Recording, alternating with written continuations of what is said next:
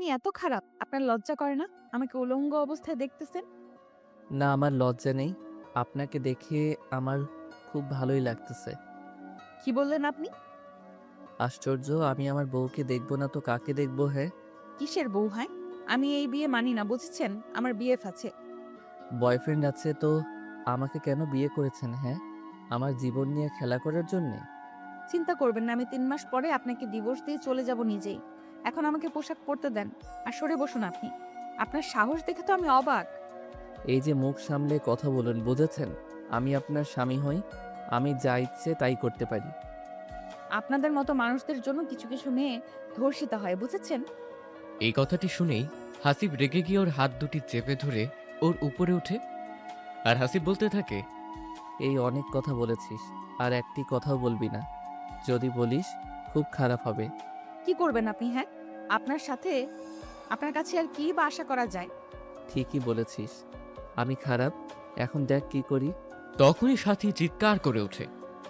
বাঁচাও, কেউ আমাকে বাঁচাও, আমাকে মেরে ফেলবে। সাথীর এমন চিৎকার শুনে সবাই চলে আসে হাসিবের রুমের সামনে আর বলতে থাকে। আসিফ, দরজা খোলো, কি হয়েছে ভিতরে? হাসিব এখন কি করবে ভেবে পাচ্ছে না। একটু মজা করতে গিয়ে সাথী যে সিরিয়াসলি নেবে আর এমন কাণ্ড ঘটাবে সত্যি ভাবতে পারছে না। কি হলো আসিফ, দরজা খোলো। আমাকে বাঁচান প্লিজ, কেউ আমাকে বাঁচান, এই লোকটি আমাকে মেরে ফেলবে। আবারও সাথী এমন চিৎকার করে যে হাসিব সাথে সাথেই ছেড়ে দেয়। আর এই ফাঁকে সাথী কাপড় পরে সোজা গিয়ে দরজা খুলে দেয় আর সবার সামনে বলে, আমাকে কেউ বাঁচাও, এই লোকটি আমাকে মেরে ফেলবে, আমার গলা চেপে ধরেছিল। আপনারা না আসলে আমি এতক্ষণে শেষ হতাম। আমাকে কেউ প্লিজ বাবার বাসায় নিয়ে চলো।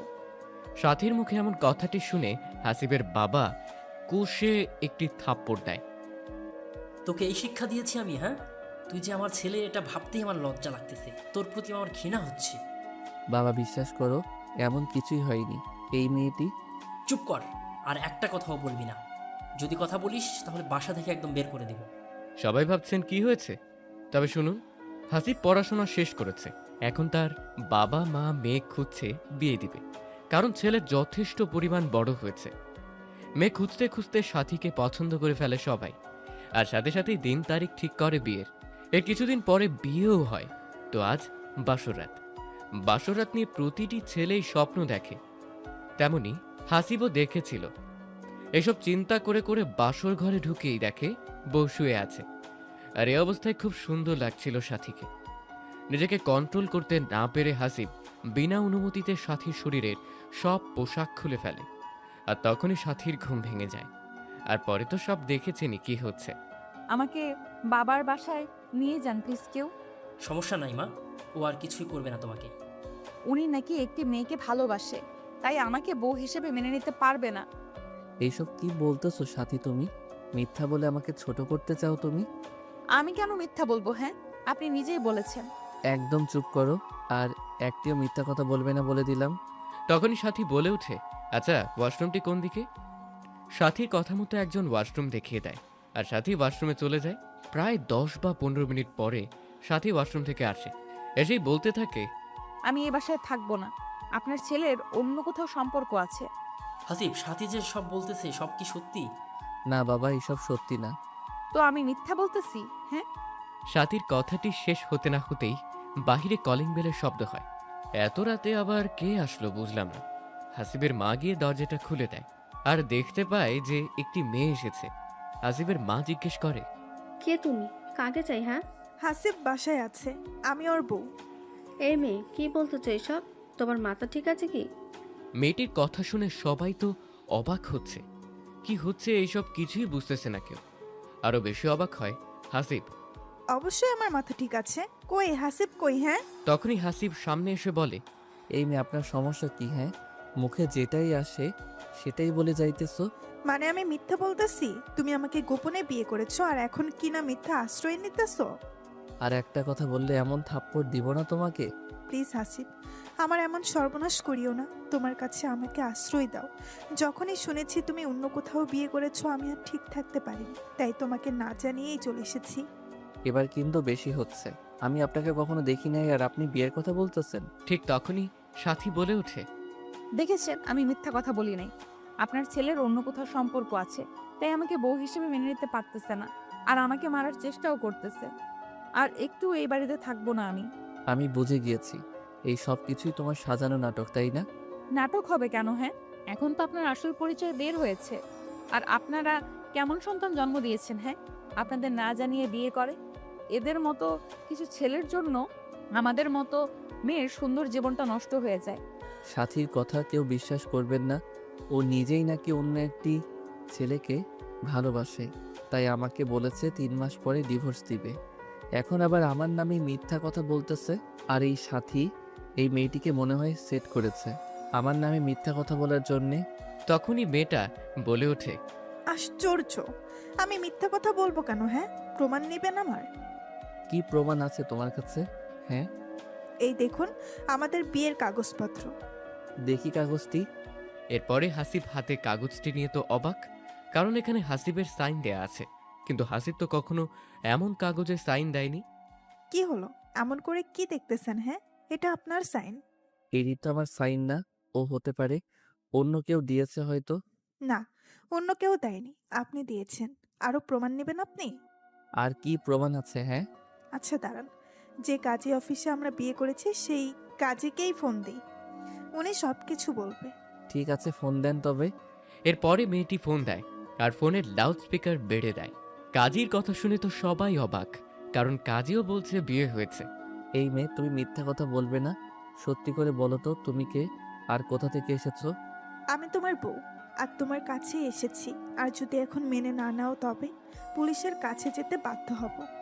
এমন কথাবার্তা শুনে পুরো বাড়ির সবার মাথার উপরে মনে হচ্ছে ছাদ ভেঙে পড়ল এমন অবস্থা। আরও বেশি অবাক হয় হাসিবের বাবা মা, কারণ এতটা বিশ্বাস করার পরেও হাসিব আমাদের একটি কথাও জানেনি। আচ্ছা, তোমার নাম কি মা? আমার নাম হলো রিফা। তোমাদের বিয়ে কতদিন হলো? 5 মাসের মাথায় পড়েছে। আচ্ছা ঠিক আছে মা, সব কিছু ঠিক হয়ে যাবে, চিন্তা করিও না। তুমি আজ থেকে এই বাড়িতেই থাকবে। কিন্তু হাসিব যে বিয়ে করেছে, এখন কি হবে? কি আর হবে, দুজনেই থাকবে। হাসিবের মা, আমাদের গেস্ট রুমের রিফাকে নিয়ে যাও, আজ থেকে ওখানেই থাকবে। ওখানে থাকবো মানে? আমি হাসিবের সাথে থাকতে চাই।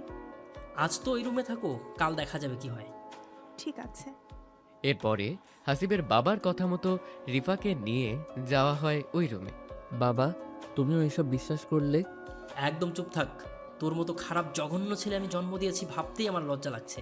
কিসের অভাব ছিল তোর? হ্যাঁ, যখন যা চেয়েছিস তাই দিয়েছি, আর সেই তুই কিনা ছি ছি ছি, ভাবতেই কেমন জানি লাগতেছে আমার। সত্যি বাবা, আমি এমন কাজ করি নাই। এইসব সাথী করেছে। বাবা দেখেন, সত্যিটা এখন বের হয়েছে তো।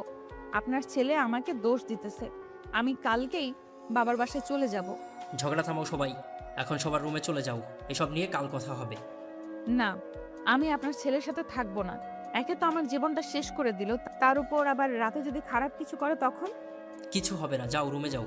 আর হাসিব, যদি একবার শুনি তুমি এমন কিছু করেছো, তাহলে কিন্তু তুমি আমার মরা মুখ দেখবে। ঠিক আছে বাবা।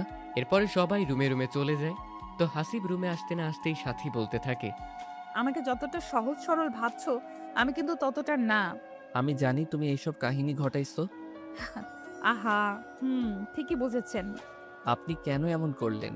এইসব মিথ্যা অপবাদ কেন দিলেন? আমি অন্য একজনকে ভালোবাসি, এটা ছাড়া আমার আর কোনো উপায় ছিল না।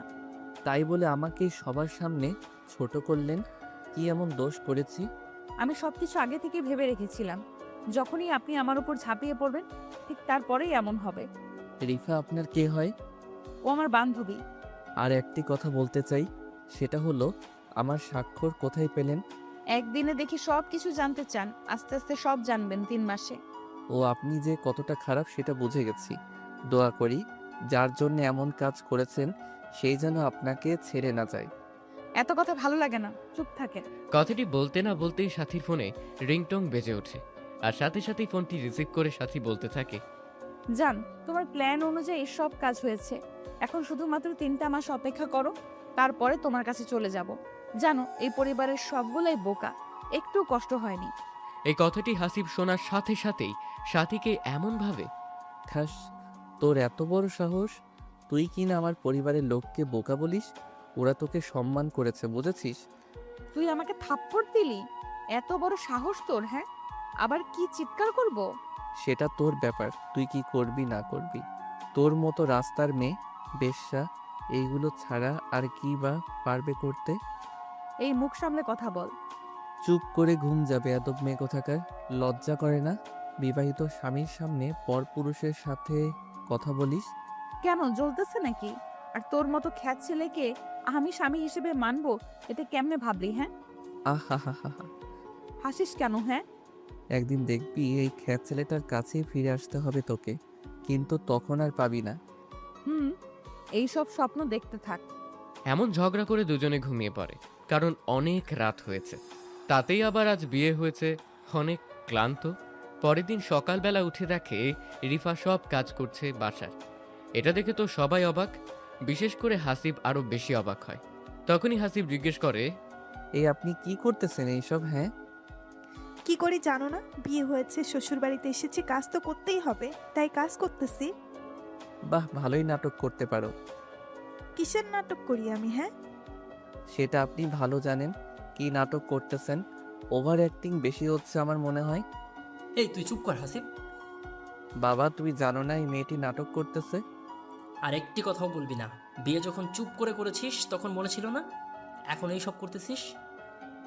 এই মেয়ে কে? এই মেয়েকে আমি সত্যি বিয়ে করি নাই। সেটা তো কাল দেখলামই। এখন বিয়ে যখন করেছিস তখন দুইটা মেয়ে নিয়েই সংসার করতে হবে। তখনই সাথী বলে ওঠে, এটা অসম্ভব। আমাকে মাফ করে দিও মা, আমি জানতাম না হাসিব এমন একটি কাজ ঘটাবে। কি বলবি বল, আমার কাজ আছে হাসিব। তখনই এটা নিয়ে একটু ঝগড়া হয় সাথী ও রিফার মধ্যে। এদিকে হাসিব বুঝতেছে না কি হচ্ছে এইসব, কারণ হলো এরা তো দুজনে প্ল্যান করে করছে, কিন্তু আবার ঝগড়াও করছে। ব্যাপারটা বুঝলাম না। ঠিক তখনই আবারও সাথীর ফোন কল আসে, আর সাথী উপরে চলে যায়। এইভাবে সারাটা দিন ঝগড়া চলতে থাকে। বাড়িতে পরিবেশটাই নষ্ট করে ফেলতে ঝগড়া করে। তো যখন রাত হয়, হাসি প্ল্যান করেই রিফার রুমে চলে যায়। রিফা, এই রিফা, এই কে কে এত রাতে? কে আমার রুমে? কে আবার তোমার স্বামী? হাসিব আমি। তো এখানে কি করতেছ? স্বামী বউয়ের কাছে কেন আসে জানো না বুঝি তুমি? না, জানি না। স্বামী আসে আদর করতে, তেমনি আমিও এসেছি আমার বউকে আদর করতে আজ। এই, একদম আমার কাছে আসবেন না। সেটা বললে তো আর হবে না। আমি এখন তোমার সাথে শারীরিক সম্পর্ক করব। এই না প্লিজ, যদি আমার কাছে আসো তো আমি কিন্তু চিৎকার করে উঠব। চিৎকার করো, সমস্যা নেই। আমি আমার বউয়ের কাছে আসতে পারি, সবাই এটাই ভাববে। প্লিজ, আমার এত বড় ক্ষতি করবেন না। খেয়ে শোনে আর কার কথা। হাসিব সোজা রিফাকে বিছানায় শুইয়ে হাত দুটি চেপে ধরে। এখন তো শুরু, আরো অনেক কিছু হবে। আমাকে নষ্ট করিও না প্লিজ, তোমার পায়ে পড়ি আমি। তখনই হাসিব রিফার শরীর থেকে এক টানে শাড়িটা খুলে ফেলে। উফ, কি সুন্দর লাগতেছে। প্লিজ হাসিব, এমন করিও না। আমি আমার বউকে যা খুশি তাই করব, এতে কার কি? হ্যাঁ, এটা বলেই রিফার ঠোঁটের কাছে হাসিব ঠোঁট আনতেই নিজেকে ছাড়ার জন্য অনেক চেষ্টা করতে থাকে, কিন্তু এইদিকে কোনো বাধাই হাসিবকে আজ আটকাতে পারবে না। আর কিছু না ভেবে রিফার ঠোঁটে ঠোঁট লাগিয়ে দেয়, আপন মনে কিস করতে থাকে। রিফাও ভেবে নিয়েছে হাসিবের হাত থেকে আর নিজেকে কোনোভাবেই বাঁচাতে পারবো না। কিন্তু 5 মিনিট কিস করার পরে হাসিব নিজেই রিফাকে ছেড়ে দিয়ে বলতে থাকে, এখনো সময় আছে, বল তুই কি আমার সত্যিকারের বউ নাকি সাজানো? নিজের বউ। ও ঠিক আছে। এটা বলেই হাসিব আবারও যখন ঝাঁপিয়ে পড়ে রিফার উপর, ঠিক তখনই রিফা বলে ওঠে, আপনি আমার কেউ না, প্লিজ আমাকে ছেড়ে দিন। আমি তোমার স্বামী হই গো সোনা। সত্যি কেউ না, এসব সাজানো নাটক। সব কিছু সাথী প্ল্যান করেছে, তাই তো? সব কিছুই সাথের প্ল্যান ছিল, বিয়ের আগে থেকে। সাথী যদি অন্য কোনো ছেলেকে পছন্দ করে তবে বিয়ে করলো না কেন? ওর বাবার কথা রাখতে এসব করেছে। 3 মাস হলে ও ঠিকই চলে যাবে এখান থেকে, আপনাকে মিথ্যা অপবাদ দিয়ে। এইসব কথা কালকে বলবা সবার সামনে। ঠিক আছে, বলবো। যদি না বলো তবে কিন্তু তোমার সাথে এমন কাজ করব ভেবেই পাবে না। আজ তো এটুকু করলাম। ঠিক আছে। এখানে হাসিব আর কিছু না বলে সোজা নিজের রুমে চলে যায়। তখন সাথী প্রশ্ন করে, কিরে, কই ছিলি এতক্ষণ? কোথায় আবার? রিফার রুমে গিয়েছিলাম। ওর রুমে কেন গিয়েছিলি? হ্যাঁ, বইয়ের রুমে স্বামী যাবে না তো কে যাবে? গিয়ে অনেক আদর ভালোবাসা দিয়ে আসলাম। হাসিবের মুখে এমন কথা শুনে সাথী একটু থমকে যায়। ভালোবাসা মানে? ভালোবাসা মানে শারীরিক সম্পর্ক করে আসলাম আমার অন্য বউয়ের সাথে। আচ্ছা, কাল কথা হবে, আজ আমি খুবই ক্লান্ত। সাথী আর একটি কথাও না বলে ঘুমিয়ে যায়। আর মনে মনে ভাবতে থাকে রিফার সাথে এমন কাজ করলো, আর রিফা একটু চিৎকারও করলো না। ওকে তো সব বুঝিয়ে দিয়েছি, কি করলে কি করতে হবে। সেই দিন রাতটাও এইভাবেই কেটে যায়। পরের দিন সকালবেলায় হাসিব সবাইকে এক জায়গায় জড়ো করে আর বলে, কিছু কথা বলতে চাই আমি। সবাই ভাবছে কি এমন বলবে যে সবাইকে জড়ো করলো। এইদিকে সাথীর মনও ছটফট করছে, কি এমন হাসিব বলবে যে সবাইকে এক করলো। রিফা, এদিকে আসো আর সবটা খুলে বলো, কি হয়েছে আমার সাথে। রিফা সামনে এসে বলতে থাকে যে কাল রাতে হাসিব আমাকে হুমকি দিয়েছে, যদি আমি মিথ্যা না বলি তবে আমার বাবা মাকে মেরে ফেলবে। হোয়াট? এই রিফা, তুমি কি বলতেছো এইসব? আমি যা সত্যি তাই বলবো হাসিব, আমি মিথ্যা বলবো না, এটা আমার যা হয় হোক। তোমার মাথা ঠিক আছে? তুমি কি বলতেছো? আমি ঠিকই আছি, প্লিজ হাসিব, আমার বাবা মার কোনো ক্ষতি করিও না, তোমার পায়ে পড়ি আমি। তুমি কাল রাতে কি বললে আর আজ কি বলতেছো এইসব? না, তুমি এমনটা করতে পারো না রিফা, প্লিজ সত্যিটা বলে দাও। আমাকে মাফ করবে হাসিব, আমি যা সত্যি তাই বলতেছি। ঠিক তখনই হাসিবের বাবা বলতে থাকে, হাসিব এসব কি বলতেছে রিফা? তুই মিথ্যা বলার জন্য হুমকি দিয়েছিস ওকে? না বাবা, বিশ্বাস করো, আমি এমন কিছুই করি নাই। তাহলে কি রিফা মিথ্যা বলতেছে? হ্যাঁ, বাবা, রিফা মিথ্যা বলতেছে সবকিছু। প্লিজ হাসিব, আমাকে এসব মিথ্যা অপবাদ দিও না, যদি এমন কিছু বলো তো নিজেকেই শেষ করে দিব। তুমি চুপ করো রিফা, তোমার কিছুই হবে না। প্লিজ বাবা, আমার বাবা মার যেন কোনো প্রকার ক্ষতি না হয়। হাসিব সত্যি করে বলতো তুই কি চাস? তুই যদি আগেই রিফাকে বিয়ে করিস তাহলে আমাদের জানাইলি না কেন? মেয়েটার জীবন নিয়ে এমন করলি কেন? বাবা, তুমি আমার কথা বুঝতেই চাইতেছো না কেন? আমি রিফাকে চিনি না। এই একদম চুপ কর, আমার সামনে আর একটা মিথ্যা কথাও বলবি না। যদি নাই বিয়ে করিস তো কাল রাতে ওর রুমে গিয়েছিলি কেন তুই? আমি গিয়েছিলাম শুধুমাত্র এটাই বলতে যে তুমি কে আর কি চাও। না হাসিব, তুমি এটা বলো নাই, তুমি আমার সাথে 3-4 ঘন্টা থেকেছ, আমাকে অনেক কিছু করেছো, আর বলেছো আমি যেন বলি আমি তোমার বউ না, সব কিছু আমি সাজাইছি, আর এইসব না বললে আমার বাবা মাকে মেরে ফেলবে। তোর মতো ছেলে আমি জন্ম দিয়েছি ভাবতেই লজ্জা লাগছে, সি সি সি। ঠিক তখনই সাথী বলে ওঠে, বাবা, আমি কিছু বলতে চাই। বলো, কি বলবা? রিফা যা বলতেছে সব সত্যি কথা। তুমি সেটা কেমনে জানলে? বাবা, হয়েছে কি, রিফা যখন বলল যে 3-4 ঘন্টা থেকে ওর সাথে, তখনই আমি কনফার্ম হলাম যে হাসিব তো কাল রাতে আমাকে বলেছিল যে সাথী তুমি থাকো, আমি একটু বাইরে যাব, কিন্তু এটা জানতাম না যে রিফার রুমে গিয়েছিল। আর কত প্রমাণ নিবি হাসিব? হ্যাঁ, আমাকে আর সবার সামনে এইভাবে ছোট করবি না প্লিজ। বাবা, শুধুমাত্র এইটুকুই জেনে রাখো, আমি বড় চক্রে ফেসে গেছি। চুপ কর, আর একটা কথাও বলিস না তুই। তখনই রিফা বলে, বাবা, আমি এখানে আর একটুও থাকবো না, আমি আমার বাবা মার কাছে যাব, যদি হাসিব কোনো ক্ষতি করে তখন। না, তুমি কোথাও যাবে না, এখানেই থাকবে। তোমাকে যেহেতু বিয়ে করেছে সো তুমি এইখানেই থাকবে। না, আমি এত কষ্ট করে থাকবো না বাবা, আমার স্বামী অন্য একটি মেয়ের সাথে রুমে থাকবে, খাবে, ঘুরতে যাবে, এটা আমি সহ্য করতে পারবো না। তবে তুমি কি করতে চাও?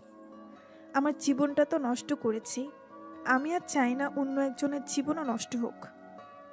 তবে কি করবে? হয় আমাকে ডিভোর্স দিক, না হয় অন্যজনকে ডিভোর্স দিক। এটা কখনোই সম্ভব না, তোমরা দুজনেই থাকবে, ও দুজনকেই দেখাশোনা করবে। না, এটা হয় না। এত কথা বলতে পারবো না, দুজনেই থাকো। আমি এখন একটু কাজে যাব, পরে কথা হবে। তখনই সাথী বলে, বাবা, আজ তো আমাদের বাসায় যেতে হবে। ও হ্যাঁ, আমার তো মনেই ছিল না। আচ্ছা, দুপুরে যেও, আমি একটু কাজ করে আসি। ঠিক আছে বাবা। এরপরে সবাই সবার রুমে চলে যায়। এদিকে হাসিব বুঝতেছে না কি হচ্ছে এর সাথে। সবাই দেখি গেম খেলতেছে, একদিকে সাথী, অন্যদিকে রিফা, আরেকদিকে বাবা। ও কোনো প্রকার কথা বিশ্বাস করতেছে না। আচ্ছা, রিফা এমন করলো কিভাবে?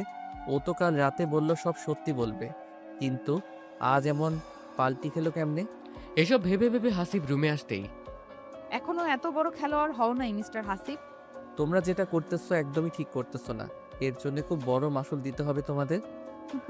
এই সাথী এত ছোট খেলোয়াড় না, বুঝেছেন? আমি যেমন করেই হোক আমার ভালোবাসার মানুষের কাছে যাবই। যার জন্য এত কিছু করতেছো সেই যেন তোমাকে না ঠকায়। সেটা তোকে বলতে হবে না, ওর প্রতি আমার বিশ্বাস আছে, বুঝেছিস? একটা কথা বলি, উত্তর দিবা? কি কথা? রিফা পাল্টি খেলো কেমনে? হ্যাঁ। জানতেই হবে নাকি? হুম। ওর কাছে ফোন আছে। তুই যখন কাল ওইসব বললি তখনই সন্দেহ হয়েছিল আমার, তাই মেসেজে সব কিছু বলে দিয়েছি কি কি করতে হবে। ও আচ্ছা, একদিন অনেক কাঁদবে আমার জন্য, মনে রাখিও। কাঁদবো সেটা আবার তোর জন্য আমি? তুই আমার কে, হ্যাঁ, যে তোর জন্য কাঁদবো আমি? সময় বলে দিবে। নিজেকে কখনো আয়নায় দেখেছিস? হ্যাঁ দেখেছি। ভেবে দেখ তুই কোথায় আর আমি কোথায়। তোর মতো খ্যাত ছেলের সাথে কি আমার যায়? আর শোন, তোকে কালকে দেখাবো আমি যাকে ভালোবাসি সে দেখতে কেমন সুদর্শন। সৌন্দর্যতেই সবকিছু থাকে না। তো এইভাবেই হাসিব ও সাথীর মধ্যে অনেক তর্ক বিতর্ক হয়।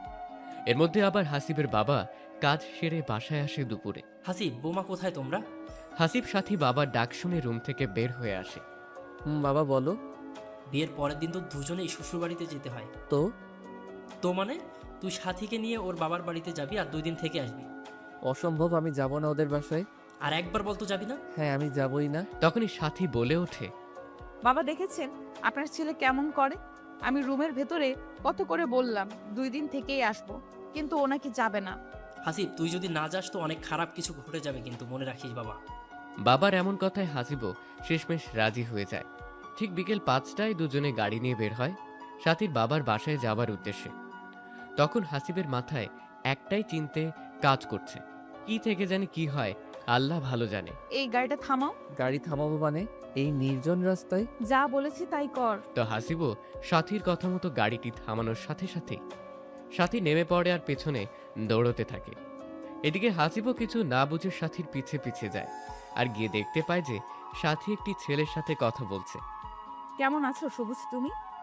তোমাকে ছাড়া কি আমি ভালো থাকতে পারি বলো? এই তো এসেছি তোমার কাছে। তার আগে বলো এইদিকে কোথায় যাচ্ছিলে?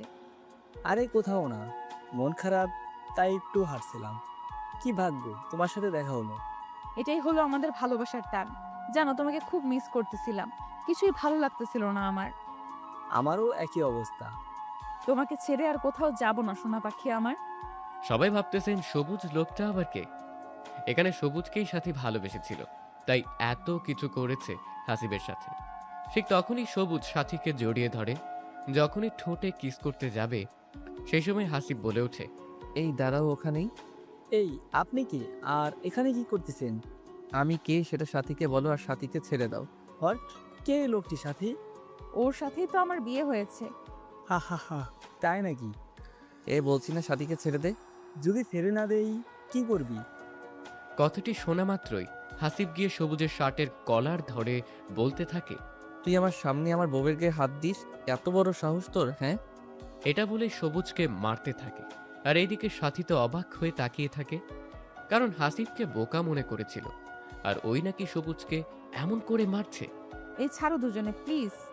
ঠিক তখনই হাসিব সাথীকেও খুব জোরেই একটি থাপ্পড় দেয়। ঠাস ঠাস। এখান থেকে সরে যা। বলেই আবারও সবুজকে মারতে থাকে। ঠিক তখন একটি গাড়ি এসে থামে আর গাড়ি থেকে একটি সুন্দরী মেয়ে নেমেই বলতে থাকে, এই সবুজ, এই তুমি এখানে কি করতেছো? হ্যাঁ, তোমার জন্য আমি কত সময় ধরে অপেক্ষা করতেছি রেস্টুরেন্টে, আর তুমি মারামারি লাগিয়েছো এখানে? এরপরে অনেক জোড়াজুড়ির পরে হাসিব ছেড়ে দেয় সবুজকে। এর মধ্যেই সাথী প্রশ্ন করে বসে, এই মেয়ে তুমি কে? আগে তো কখনো দেখি নাই সবুজের সাথে। আমি কে সেটা আপনাকে কেন বলতে যাব? হ্যাঁ, আর আপনি আমাকে প্রশ্ন করার কে? কেন উত্তর দিলে কি হবে? আমি হলাম সবুজের হবু বউ। কথাটি শুনেই সাথী থমকে যায় কিছুক্ষণের জন্য। কি বলেছিলাম না তোমার রূপবতী বয়ফ্রেন্ড একদিন তোমাকে এমন সারপ্রাইজ দিবে, ভাবতেই পারবে না। এই সবুজ, এই মেয়েটি যা বলতেছে সব কি সত্যি কথা? হ্যাঁ সত্যি কথা, ও আমার হবু বউ। না, আমি বিশ্বাস করি না, এটা হতেই পারে না। তুমি শুধুমাত্র আমার। সরি সাথী, আমার পরিবারে কেউ তোমাকে মেনে নেবে না, কারণ তুমি বিবাহিত মেয়ে। আর তোমার স্বামী তোমাকে কত কি করেছে না করেছে। কথাটি বলার সাথে সাথে এত বড় কথাটি বলতে পারলি তুই আমাকে? জানিস কত ভালোবাসি তোকে আমি। সরি সাথী। তখনই মেয়েটি বলে ওঠে, সবুজ, তুমি এইসব মেয়েদের সাথে কথা বলো? ছি, এদের পরিবেশ দেখছো? কি খ্যাত মেয়ে! এটা বলেই মেয়েটি সবুজের হাত ধরে টেনে নিয়ে যায়। সবুজ চলে যাচ্ছে, ঠিক তখনই সাথী দৌড়ে গিয়ে পেছন থেকে জড়িয়ে ধরে সবুজকে। প্লিজ সবুজ, আমার সাথে এমন করিও না। তোমাকে আমি খুব ভালোবাসি। আমি তোমার সাথে জাস্ট টাইম পাস করেছি। না, আমি বিশ্বাস করি না, তুমি এমন করতেই পারো না। আমি চাইলেও তোমাকে বিয়ে করতে পারবো না সাথী, কারণ তুমি একজন বিবাহিত মহিলা, ডিভোর্সি মহিলা। এইগুলো দেখে কি ভালোবাসা হয় সবুজ? তুমি যে এখনো ভার্জিন আছো, এটার কি কোনো প্রমাণ আছে কি? হ্যাঁ, হ্যাঁ, আমি 100% ভার্জিন আছি এখনো। সবাই একই কথা বলবে, বুঝছো? তুমি আমাকে বিশ্বাস করো না সবুজ? এই 2-3 দিনেই এত চেঞ্জ হয়েছো তুমি। এত কথা বলতে পারবো না। আমার যা বলার ছিল আমি তোমাকে সবটা বলে দিয়েছি। ঠিক তখনই মেয়েটি বলে ওঠে, চলো আমার সাথে। তুমি যদি আর 1 মিনিট এখানে থাকো তো আমি নিজেই চলে যাব। এইসব খ্যাত মেয়ের সাথে তোমার কিসের এত কথা? কিসের সম্পর্ক, হ্যাঁ? আরে না, চলো তুমি। এটা বলেই সবুজ মেয়েটির সাথে গাড়িতে উঠে চলে যায়। কিন্তু এইদিকে সবুজের এমন আচরণ ব্যবহারে সাথী ভীষণ পরিমাণে শর্ট খায়। ভাবতেই পারিনি সবুজ এমন কাজ করবে। এটা ভেবেই কান্না করতে থাকে। কান্না করে লাভ নেই, আল্লাহ ছাড় দেয় কিন্তু ছেড়ে দেয় না। বাই দ্য ওয়ে, আপনি কি এখন এমন কান্না করতে থাকবেন নাকি যাবেন? অন্যথায় যদি না যান তবে আমি বাসায় চলে যাব। আসিফের এমন কথা শুনে সাথী কি উত্তর দেবে ভেবে পাচ্ছে না। শুধুমাত্র হ্যাঁ সূচক কথাটি বলেই সাথী গাড়িতে উঠে বসে। প্রায় 1 ঘন্টা পরে সাথীদের বাসায় পৌঁছায় হাসিব। বাসায় আসার সাথে সাথেই সাথীর ছোট বোনেরা বলতে থাকে, দুলা ভাই কেমন আছেন? 500 কেমন কাটলো? বিল মারতে পেরেছেন কি? দেখে তো মনে হচ্ছে অনেক কিছুই করেছেন।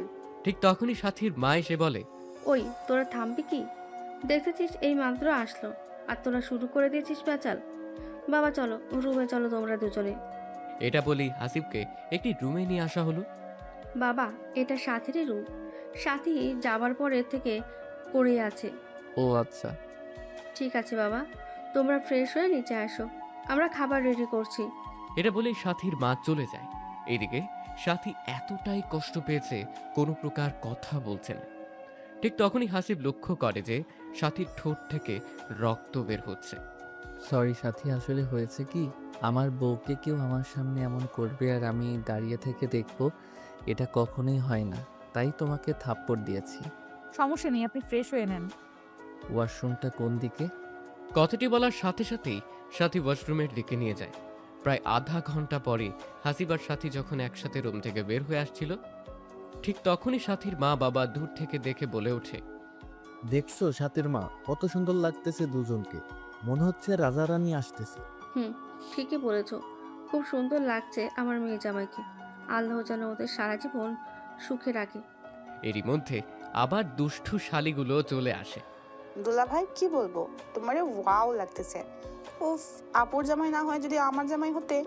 ঠিক তখনই সাথী বলে ওঠে, এই কি হচ্ছে এসব? হ্যাঁ, আমরা আমাদের দুলা ভাইয়ের সাথে মজা করতেছি। কেন, তোমার চলতেছে বুঝি? সাথী কি উত্তর দিবে কিছু ভেবে পাচ্ছে না। দুলা ভাই গো, তোমার কোনো ছোট ভাই নাই? না, নেই। উফ, থাকলে আমার জামাই বানাইতাম। তোমরা তো দেখতেছি খুব ফাজিল। চলো সবাই খাওয়া দাওয়া করব। এরপরে সবাই মিলে খাওয়া দাওয়া করতে বসে, কিন্তু সাথীর বোন এখনো খারাপ হয়েই আছে। খারাপ হবারই কথা, কারণ এত ভালোবাসার পরেও যদি প্রিয় মানুষটি নিজের না হয়, কষ্ট তো হবেই। খাওয়া দাওয়া শেষ করে সাথীর বোনদের সাথে একটু হাসিব আড্ডা দেয়। রাত যখন 10টা বাজে তখন হাসিব বলে ওঠে, আচ্ছা, আজ ঘুমাতে যাই, কি বলো তোমরা? বারে এত তাড়াতাড়ি ঘুম নাকি? আপুকে গিয়ে আদর করবেন? আরে আজ জার্নি করে এসেছি, শরীরটা একটু ক্লান্ত আমার। সরি, বারে এত তাড়াতাড়ি ঘুম নাকি আপুকে গিয়ে আদর করবেন? দুলা ভাই, আমরাও বুঝি, আমরা ছোট বাচ্চা না, বুঝেছেন?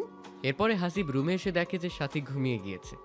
তো হাসিব আর সাথীকে না জাগিয়ে সোফায় ঘুমিয়ে পড়ে। সবাই ভাবছেন সোফায় কেন ঘুমোলো। আসলে হয়েছে কি, সাথী নিজের সাথে ঘুমোতে দেয় না হাসিবকে। যদি কিছু করে বসে তখন। রাত যখন 1টা বাজে হাসিব জাগ না পায় আর ঘুম না আসার কারণে সাথীদের ছাদে একটু ঘুরতে যায়। কিন্তু ছাদেকেই দেখতে পায় যে কে জানি একজন আগে থেকেই বসে আছে। তো হাসিব একটু গলা হাসুর দেয়। কে আপনি? এত রাতে ছাদে আসছেন? কথাটি বলার সাথে সাথে একটি মেয়ে উত্তর দেয়, আরে দুলা ভাই, আপনি এত রাতে এখানে? ব্যাপার কি? আপু মনে হয় আদর করতে দেয়নি? আরে না, আমার ঘুম আসতেছিল না, তাই আমি একটু ছাদে আসলাম। তা তোমার নাম কি? আমার নাম হলো হিয়ামণি। বাহ, অনেক সুন্দর নাম। থাক, পাম দিয়ে না দুলা ভাই। আচ্ছা, একটি কথা বলি, সত্যি করে উত্তর দিবেন তো? হুম, বলো কি কথা আছে বলার। মাইন্ড করিয়েন না। আচ্ছা, আপনার সাথে কি সাথী আপুর সত্যি কিছু হয়েছে? বলতে, কথাটি শুনেই হাসিব চমকে ওঠে। হঠাৎ এই প্রশ্ন কেন? হ্যাঁ বা না বলেন শুধু। না, হয়নি। আমি এটাই অনুভব করেছিলাম। আমি জানি আপু আপনাকে ওর কাছে আসতেই দিবে না। কেন দিবে না আসতে? ও একটি ছেলেকে খুবই ভালোবাসতো, কিন্তু হঠাৎ করে কি জানি হলো, তাই তোমার সাথে বিয়ে হয়ে গেল। জানি ওর সম্পর্কে সব কিছু। আপনি এখন কি করবেন? কি আর করব, ডিভোর্স দিব আমি। প্লিজ এমন কিছু করিয়েন না দুলা ভাই, দেখবেন সব ঠিক হবে। এত কথা বুঝি না। এটা বলে যখনই হাসিব ছাদ থেকে নিচে যেতে ধরে, ঠিক তখনই হিয়া হাতটি টেনে ধরে। প্লিজ দুলা ভাই, হাত ছাড়ো, কেউ দেখে ফেলবে। আপনি যতক্ষণ না বলবেন আমি আপনার হাত ছাড়বো না। আমি তো বললাম ডিভোর্স দিব, এমন মেয়ে নিয়ে সংসার করা যায় না, এখন হাত ছাড়ো। না, ছাড়বো না। এটা বলে হিয়া হাসিবের সাথে জোড়াজুড়ি করছে।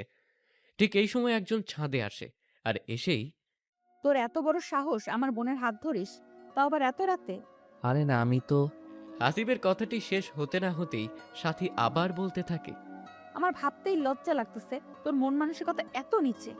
আরে এমন করে বলতেছো কেন? আমার কথাটি আগে শোনো, তারপরে বলিও। কি শুনবো তোর কথা? আমি নিজের চোখেই দেখেছি এটা মিথ্যা। ঠিক তখনই হিয়া বলে ওঠে। আপু তুমি এবার থামবা। অনেক অপমান করলে দুলা ভাইকে। আমার ঘুম আসছিল না, তাই আমি ছাদে আসি। এর ঠিক 10 মিনিট পরে দুলা ভাইও চলে আসে সাথে, কারণ দুলা ভাইয়ের নাকি ঘুম আসছিল না। আমাকে দেখে দুলা ভাই যেতে চেয়েছিল, কিন্তু আমি যাইতে দেইনি। আমি বলেছি একটু কথা বলি ভাইয়া, তাই ভাইয়াও আর না করতে পারেনি। বুঝলাম, কিন্তু হাত ধরে আছিস কেন ওর তুই? কেন, হাত ধরলে তোর কোনো সমস্যা আছে? অবশ্যই সমস্যা আছে, ও আমার স্বামী, তোর দুলা ভাই। আসতেছিস কেন? আমি কি হাসার কোনো কথা বলেছি তোকে? স্বামী যে বললে, তাকে কি তার অধিকারটা দিয়েছো? কি বলতে চাস তুই? হ্যাঁ, কেন, আমি কি ইংলিশে কথা বলতেছি যে বুঝো না? তুমি বললে তোমার স্বামী, তাহলে আজ পর্যন্ত কি টাচ করতে দিয়েছো তাকে? সেটা তোকে বলতে যাব কেন? হ্যাঁ, তুই ছোট, সবসময় ছোটদের মতো থাকবি।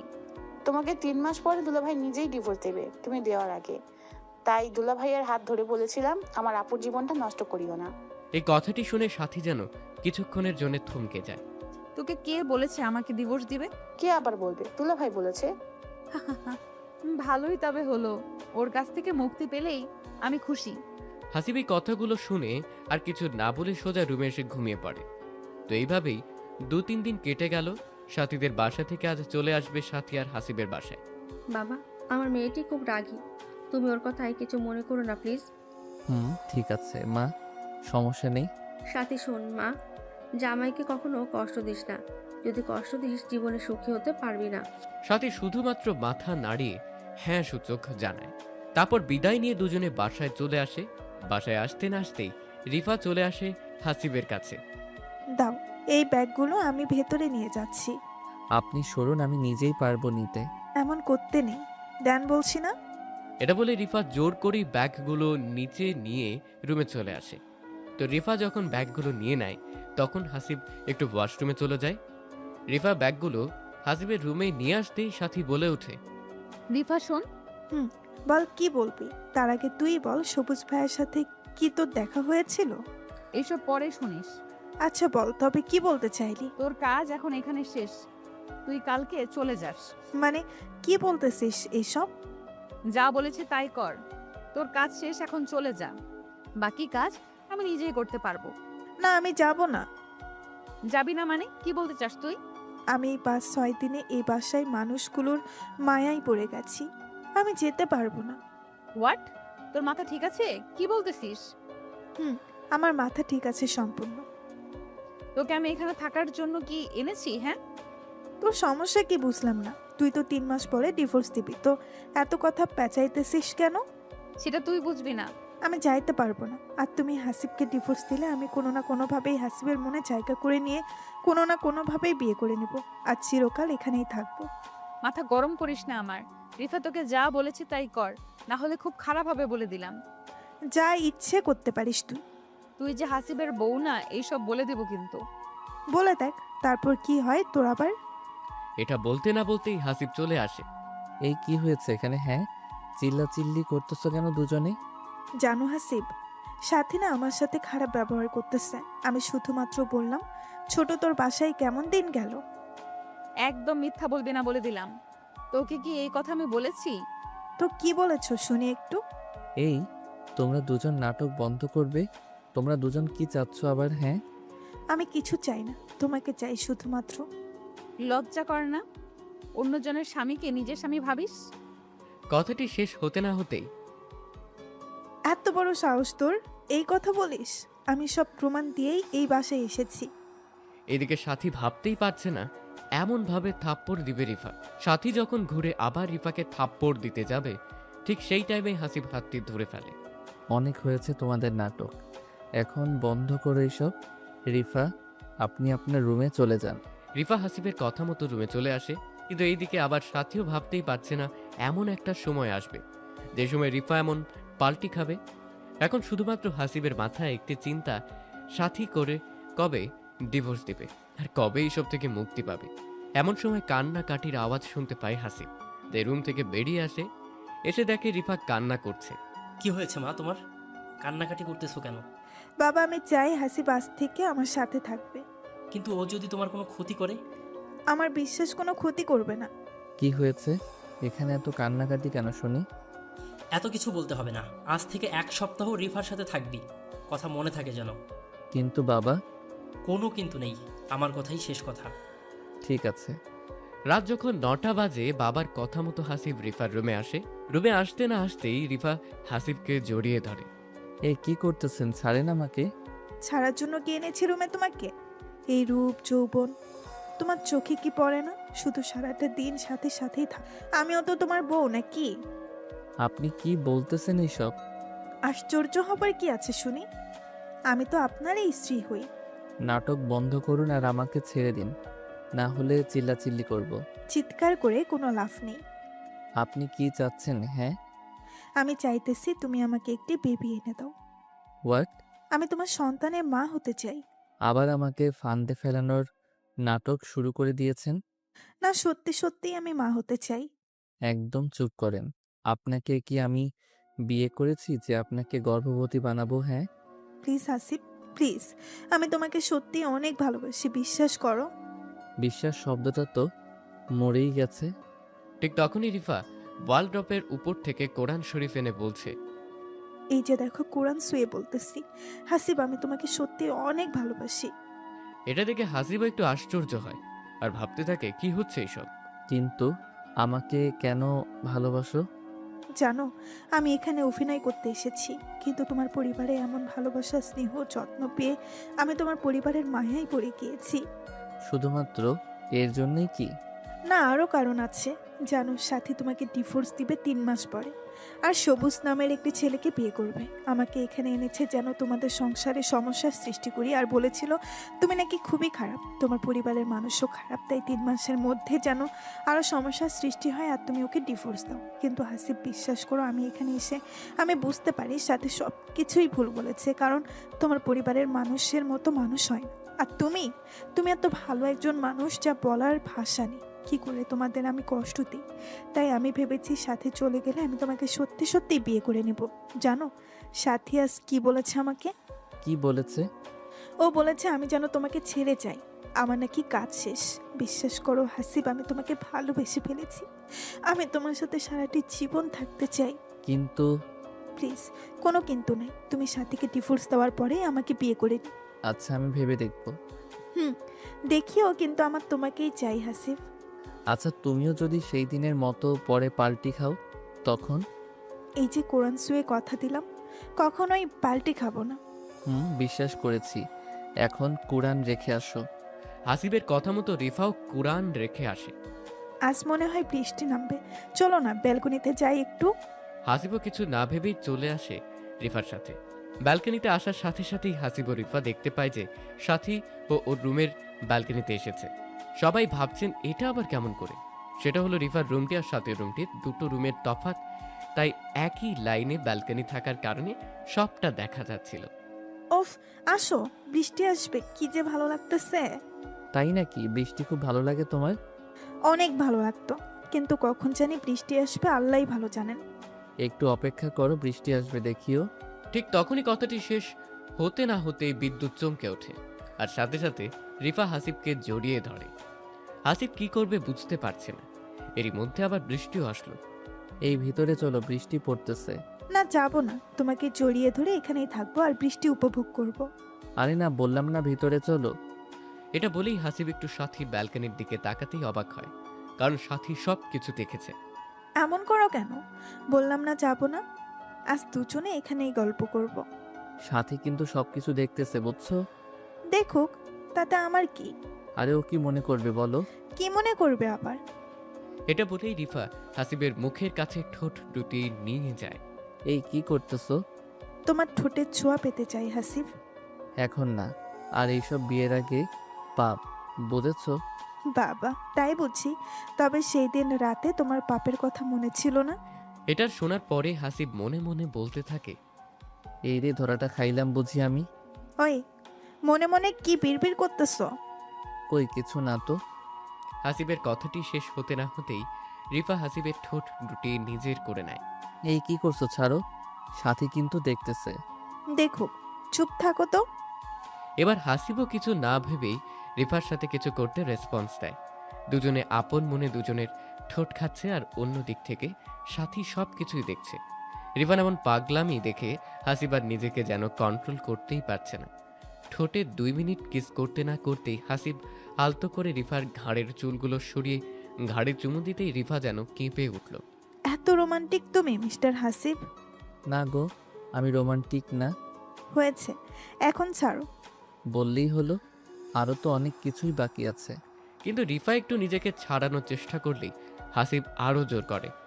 রিফার হাত দুটি দেয়ালে চেপে ধরে গলায় ঘাড়ে আপন মনে চুমু দিতে থাকে। অন্যদিকে রিফা যেন এমন ছোঁয়ায় পাগল হয়ে যাওয়ার মতো অবস্থা। কিন্তু সাথী যে এই সব কিছু দেখছে, এদের এই চিন্তাটা মাথায় নেই। ওই, আমাকে প্লিজ কখনো ছেড়ে যেও না। যাবো না, এখন আদর করতে দাও তো। এই, কোথায় নিয়ে যাও? দেখো কি করি তোমাকে। এটা বলে রিফাকে খাটের উপরে রাখে। এই জানো, তোমাকে শাড়িতে অনেক সুন্দর আর হট লাগতেছে। ওই, কি বলো এইসব? সত্যি বলতেছি, সেই সুন্দর লাগতেছে। এসব সৌন্দর্য তোমার জন্য, পাগল। তাই বুঝি? ঠিক আছে, আমি এখন আমার জিনিসগুলা ভোগ করব। এটা বলেই রিফার শাড়িটা এক টানেই খুলে ফেলে, আর নাভির উপরে আলতো করে একটি সুখের পরশ এঁকে দেয় ঠোঁট দিয়ে। রিফার নাভির উপরে হাসিবের ঠোঁটের এমন ছোঁয়া পাওয়ার সাথে সাথেই পুরা শরীরের লোম দাঁড়িয়ে যায়। হাজারো চেষ্টা করেও যেন হাসিবের কাছ থেকে আর নিজেকে ছাড়াতে পারছে না। এই রোমান্টিক মুহূর্তের সময় কে জানি হেসে দরজায় নাড়া দিচ্ছে। কে দরজায় নাড়া দিচ্ছেন? আমি সাথী, দরজাটা খুলে দাও তো। এমন মুহূর্তে এসে কেউ সমস্যা সৃষ্টি করবে ভাবতেই পারছে না হাসিব। কি বলার আছে ওখান থেকেই বলুন। বললাম না দরজা খুলো। কি বলার আছে কাল বলিয়েন, এখন ডিস্টার্ব করিয়ে নাও প্লিজ। দরজা না খুললে কিন্তু আমি ছাদ থেকে ঝাঁপ দিয়ে আত্মহত্যা করব। সাথীর মুখে এমন কথা শুনে হাসিব দেরি না করে দরজাটি এসে খুলে দেয়। জি বলুন, কি বলবেন? আমার রুমে চলো। আশ্চর্য, আমি আপনার রুমে যাব কেন? কারণ আমি আপনার বউ, আপনি আমার সাথে থাকবেন। হা হা হা, আপনি আমার বউ? হ্যাঁ, আমি আপনার বিয়ে করা বউ, আর আপনি একজন অপরিচিত মেয়ের সাথে এমন কাজ করতেছেন, লজ্জা করে না? আশ্চর্য, লজ্জা করবে কেন? সেও তো আমার বিয়ে করা একজন বউ। বিয়ে করা বউ মানে? হ্যাঁ, ও আমার বিয়ে করা বউ, আমার যা ইচ্ছে করতে পারবো। নাটক বন্ধ করুন। আমি এনেছি রিফাকে এই বাসাতে। এনেছেন, ভালো করেছেন। আপনাকে ডিভোর্স দিয়েই রিফাকে নতুন করে বিয়ে করব। এটা কখনো সম্ভব না, আমি আপনাকে ছাড়বো না। দেখা যাবে কি হয়। রিফা শোন, তুই যদি আমার জামাইয়ের সাথে খারাপ কিছু করার চেষ্টা করিস, খুব খারাপ হবে, তোকে কিন্তু শেষ করে দেব। হাসিব শুধুমাত্র আমার, বুঝেছিস? হাসিব আমাকে ভালোবাসে, তোকে না। ফকিন্নির বাচ্চা, তোকে এখানে আনাটাই ভুল করেছি। ঠাস, একদম চুপ কর। অনেক কথা বলেছিস আমার বউকে। কেন এখন তোর সবুজের কি হলো? যা সবুজের কাছে যা, আর এক মুহূর্ত এখানে থাকবি না। হাসিবের এমন থাপ্পড় দেখে রিফা অবাক। সত্যি ভাবতে পারছে না হাসিব সাথীকে থাপ্পড় দেবে। তো সাথী আর কিছু না বলে রুমে চলে আসে। এদিকে হাসিবেরও মনটা খারাপ হয়ে যায়। এইভাবেই সেই রাতটি কেটে যায়। পরের দিন ঠিক দুপুর 2টোয় রিফার ফোনে একটি অপরিচিত নাম্বার থেকে ফোন আসে। আসসালামু আলাইকুম, কে বলতেছেন? সালাম পরে দিস। যদি তুই তোর বাবা মাকে বাঁচাতে চাস 2 লক্ষ টাকা নিয়ে আসবি এই ঠিকানায়। রিফা কথাটি শুনেই মাথা ঘুরে পড়ে যায়। সে যখন 10 মিনিট পরে জ্ঞান ফেরে আসে, তখন সাথে সাথেই রিফা হাসির কাছে চলে আসে। আরে রিফা, তুমি এমন হাঁপাচ্ছ কেন? কি হয়েছে? আমার বাবা আর মাকে কে জানে কিডন্যাপ করেছে। কি বলো এইসব? কখন হলো? জানি না, এখন বলতেছে 2 লক্ষ টাকা লাগবে। কি বলো? এত টাকা এখন কোথায় পাবো আমরা? প্লিজ আসিফ, আমার বাবা মাকে বাঁচাও তুমি। আচ্ছা, দেখি কি করা যায়। খুব ফাস্ট দেখো। আচ্ছা রিফা, একটি কথা বলি। বলো, কি কথা বলবা? এই সব কিছুর পিছনে আবার সাথীর হাত নেই তো? আমার তো মন বলতেছে এই সব কিছু সাথী করেছে। কিন্তু ও এমন কাজ করবে কেন? হ্যাঁ, কাল রাতে শুনলে না তুমি কি কি বললো? আচ্ছা ওয়েট, আমি ডাকতেছি সাথীকে। এরপরে হাসিব এসে সাথীকে ডাক দিয়ে নিয়ে আসে। সাথী, আমি যা প্রশ্ন করব সবগুলার সঠিক উত্তর দিবা। কি এমন প্রশ্ন শুনি আগে? আমি জানি তুমি রিফার বাবা মাকে কিডন্যাপ করেছো। আমি কিডন্যাপ করব কেন? সেটা আমি কি জানি? তুমি ভালো জানো। প্লিজ সাথী, আমার বাবা মার কোনো ক্ষতি করিস না। ওরা ছাড়া আমার কেউ নেই এই পৃথিবীতে। তো এইসব আমি শুনে কি করব? বললাম তো আমি জানি না এইসব সম্পর্কে। মিথ্যা কথা আমি পছন্দ করি না। একে তো কিডন্যাপ করাইছো, আবার 2 লক্ষ টাকাও চাইতেছো। কোনো প্রকার প্রমাণ কি আছে তোমার কাছে যে আমি এসব কিছু করেছি? তুই যে কেমন সেটা আমার থেকে কেউ ভালো জানে না। আমি জানি তুই এই কাজ করেছিস। একদম চুপ কর, মিথ্যা কথা বলবি না। আমার তো মনে হয় তোরা দুইজনে এই সব প্ল্যান করে আমাকে বাসা থেকে বের করে দেওয়ার প্ল্যান করতেছিস। ঠিক এমন সময় হাসিবের বাবা চলে আসে। কি হয়েছে এখানে? এভাবে চিল্লাচিল্লি কেন? তেমন কিছু না বাবা। তখনই সাথী বলে ওঠে, বাবা, হয়েছে কি, রিফা এবং আপনার ছেলে দুজনে মিলে প্ল্যান করেছে আমাকে কিভাবে বের করে দেওয়া যায় বাসা থেকে। কি বলতেছো? কিছুই তো বুঝতেছি না আমি। রিফার নাকি বাবা মা কিডন্যাপ হয়েছে, আর সেই কিডন্যাপ নাকি আমি করেছি। এই সব অভিযোগ আমার উপরে তুলতেছে। দোষারোপ করতেছি না। আমার বাবা মার কি হবে এখন যদি মেরে ফেলে আমার বাবা মাকে? কিছুই হবে না, চলো আমরা পুলিশের কাছে যাই। ওরা এটাও বলেছে যদি পুলিশের কাছে যাই তো আমার বাবা মাকে সাথে সাথেই মেরে ফেলবে। আচ্ছা বাদ দাও, চলো আমরা সবাই মিলে খুঁজে দেখি একটু, নাকি বলো? আমি একটু তোমার সাথে একটা কথা বলতে চাই হাসিব। যা বলার এখানেই বলো, কি হয়েছে? বললাম তো একান্তই কথা বলতে চাই। ঠিক আছে। এটা বলেই হাসিব রুমে আসে। পিছু পিছু সাথীও চলে আসে। বলো, কি বলবে এখন? জানি না কথাটি বিশ্বাস করবে কিনা। কি কথা? কথাটি হলো যে তুমি যে রিফার সাথে এমন ভাবে চলতেছো, তুমি কি ওর সম্পর্কে জানো? না, কেন? ওর অতীতে আবার কি হয়েছিল? ও কিন্তু একজন মাফিয়ার মেয়ে। বলা যায় ও নিজে একজন মাফিয়া। ওর বাবা মা কেমনে কিডন্যাপ হয়? এই একদম মিথ্যা বানোয়াট কথা বলবে না। বিশ্বাস করো, আমি সত্যি বলতেছি। তো তোমার সাথে এই মাফিয়ার পরিচয় কেমনে হলো? আসলে আমি যেই কলেজে পড়তাম রিফাও সেই কলেজেই পড়তো, কিন্তু রিফা ছিল খারাপ স্টুডেন্ট, তাই আমাদের সাথে বন্ধুত্ব করে। আমরাও না বলি নাই, কারণ সবাই আমরা মানুষ, একে অপরের সাহায্য করব, এটাই স্বাভাবিক। তা ঠিক বলেছো। তারপরে হলো কি, আমার সাথে ও সব সময় থাকতো। একসময় দুজনে বেস্ট ফ্রেন্ড হয়ে আমরা একদিন কলেজ শেষে ঘুরতেছি, ঠিক সেই সময় কিছু ছেলে আসে, এসে আমাদের ডিস্টার্ব করতে থাকে। অনেক বোঝাই কিন্তু বোঝে না। ঠিক তখনই রিফা আমাকে ওর ব্যাগটি দিয়ে বলে, তুমি বসো, আমি এদের দেখতেছি। তারপরে কি হলো? তারপরে কি হলো, সবগুলো ছেলেকে এমন ভাবে মারলো, আমি দেখে তো অবাক। আমি তখন ভাবতে থাকি, একটি মেয়ে মানুষ কেমনে এমন ভাবে সবাইকে পিটালো। ছেলেগুলো যখনই চলে যায় আমি রিফাকে জিজ্ঞেস করি, আচ্ছা তোর শরীরে এত শক্তি কই থেকে আসলো রে? সত্যি করে বলবি কিন্তু। থাক, অন্যদিন শুনিস। আজকে বলতে হবে তোকে। তবে শোন, আমি একজন মাফিয়ার মেয়ে, মনে করতে পারিস আমিও মাফিয়া। আমাদের কাজ হলো মানুষকে কিডন্যাপ করা আর পরে মুক্তিপণ চাওয়া। কথাটি শুনে জানো আমি চমকে উঠি আর ভয় পাই। তোর ভয় পাওয়ার কোনো কারণ নেই, তোর কোনো প্রকার ক্ষতি করব না আমি। সত্যি তো নাকি পরে আমাকেও কিডন্যাপ করবি? এই জন্য তোকে বলতে চাইনি, তুই আমার বেস্ট ফ্রেন্ড। আমি কি এসব করতে পারি রে? হ্যাঁ, আমার উপর বিশ্বাস রাখতে পারিস কিন্তু তুই। তবুও ভয় লাগতেছে আমার। রিফা, বিশ্বাস কর, তুই যেভাবে ছেলেগুলোর পিটাইলি, একজন ছেলেও এমনভাবে পিটাইতে পারবে না। তারপরে কি হলো? এরপরে আমিও একটু ভয় পেতাম, কিন্তু যখন দেখেছি আমার কোনো ক্ষতি করে না, তখন আর ভয় পাই নাই। জানো, ওর সাহস দেখেই আমি তোমাদের বাসায় এনেছি। অনেক সুন্দর নাটক সাজাইতে পারো, কিন্তু তুমি বন্ধ করো তোমার এই বানোয়াট নাটক। একটি মেয়ে হয়ে অন্য আরেকটি মেয়ের নামে এমন বাজে কথা বলো, লজ্জাও করে না তোমার? হাসিব, বিশ্বাস করো, আমি মিথ্যা বলতেছি না, সবকিছুই সত্যি। বিশ্বাস, সেটা আবার তোমাকে? কখনোই না, বুঝছো? কি করলে বিশ্বাস করবে? কোনো কিছুই করা লাগবে না। কেন আমি রিফার সাথে মিশতেছি এটা তোমার সহ্য হচ্ছে না, তাই ওর নামে মিথ্যা অপবাদ দিতেছো। তুমি একজন ছলনাময়ী নারী, বুঝছো? এটা বলেই হাসিব বাহিরে এসে দেখে যে রিফা নেই। বাবা, রিফা কই? রিফা তো নেই, চলে গেল ওর বাবা মাকে খুঁজতে। একাই চলে গেল? আরও কোথায় খুঁজবে ওর বাবা মাকে? আমি জানি না, শোন, মনে হয় বেশি দূর যেতে পারে নাই, তুই যা, রিফাকে খুঁজতে যা। ঠিক আছে বাবা, আমিও যাইতেছি। এটা বলে হাসিবও বেরিয়ে পড়ে রিফাকে খোঁজার উদ্দেশ্যে। রিফাকে খুঁজতে বের হলেও হাসিবের মনে এখন একটু ভয় কাজ করছে, কারণ যদি সাথীর কথা সত্যি হয় তখন কি হবে? একজন রিক্সাওয়ালাকে হাসিব প্রশ্ন করছে। আচ্ছা ভাইয়া, এইদিকে কি একটা মেয়ে গিয়েছে? অনেক মেয়েই তো যায়, আপনি কার কথা বলছেন? মেয়েটি একটু লম্বা চিকন করে, তবে ফর্সা অনেক।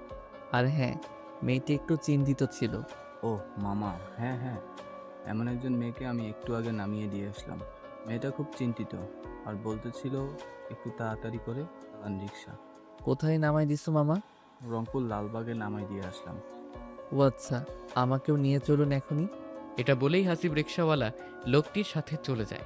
প্রায় 4 বা 5 মিনিট পর যখন গন্তব্যস্থানে আসে, এসেই দেখে যে রিফা কিছু ছেলের সাথে কথা বলছে।